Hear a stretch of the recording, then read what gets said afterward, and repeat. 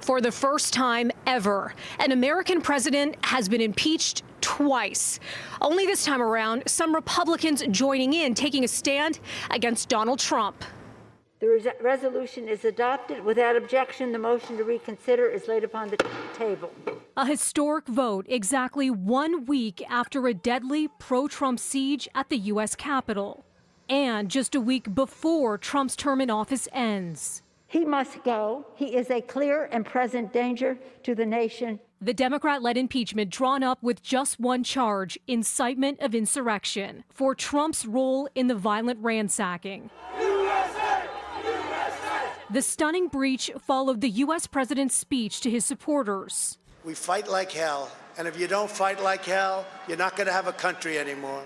The Capitol invasion forced Congress members to hide under chairs and shelter from the mob. Just 7 days later, some of those very lawmakers returning to the House floor. This was an insurrection. This was a well-organized attack on our country that was incited by Donald Trump.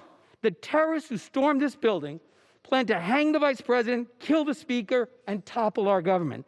They took down the American flag and replaced it with a Trump flag. If inciting a deadly insurrection is not enough to get a president impeached, then what is? Unlike Trump's first impeachment over the Ukraine scandal that saw no GOP support, the rioting inspiring some Republicans to break ranks. Last week, there was a domestic threat at the door of the Capitol, and he did nothing to stop it. I am not choosing a side, I'm choosing truth. It's the only way to defeat fear. And the number 3 House Republican, Liz Cheney, releasing a statement Tuesday saying Trump summoned this mob, assembled the mob, and lit the flame of this attack, adding, "I will vote to impeach the president." A vote to impeach would further divide this nation. But most Republicans voted against impeachment, arguing the process is rushed and politically motivated, accusing Democrats of not expressing the same outrage over racial justice protests. But still, the Republican House Minority Leader says the president bears responsibility for Wednesday's attack on Congress by mob rioters.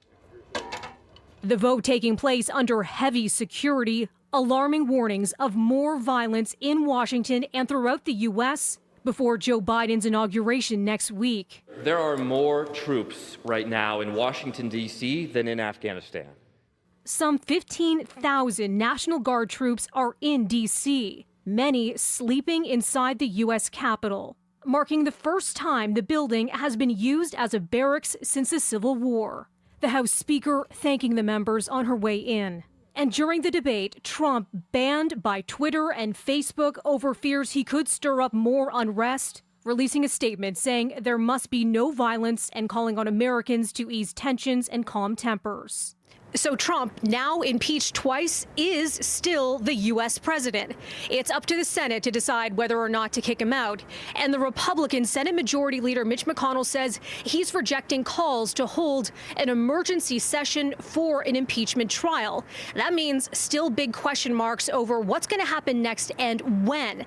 The Senate right now is set to reconvene on January 19th, the day before Biden is set to be sworn in. And by the way, the New York Times reporting McConnell has concluded that President Trump committed impeachable offenses. A move to impeach would make it easier to purge Mr. Trump from the party. Melissa Duggan, City News.